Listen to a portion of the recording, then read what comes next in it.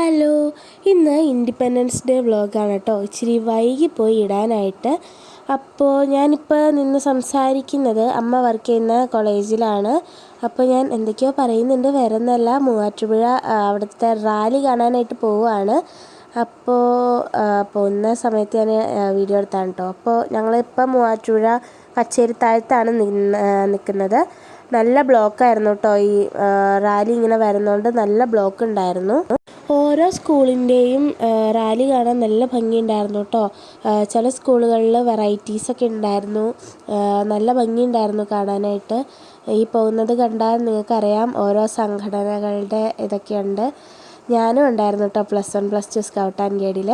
അപ്പോൾ ഇത് കുഞ്ഞു പിള്ളേരിങ്ങനെ കാണിക്കുന്നത് നല്ല ഭംഗിയുണ്ടായിരുന്നു കാണാനായിട്ട്.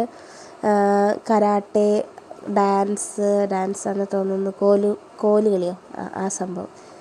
ഈ റെഡ് ഉടുപ്പിട്ട് പോകുന്നത് എൻ്റെ വീടിൻ്റെ അടുത്തുള്ള കൊച്ചാണ് കേട്ടോ. എനിക്ക് ടാറ്റൊക്കെ തന്നു. ഇത് അമ്മ വർക്ക് ചെയ്യുന്ന കോളേജിലെ ചേച്ചിമാരാണ്. ഞാനിങ്ങനെ തേരാപ്പാറ വീഡിയോ എടുക്കണ കണ്ടിട്ട് ചേച്ചിമാർക്ക് വരെ ചിരി വന്നിട്ടുണ്ട് കേട്ടോ. ഇത് കണ്ടോ നിങ്ങൾ?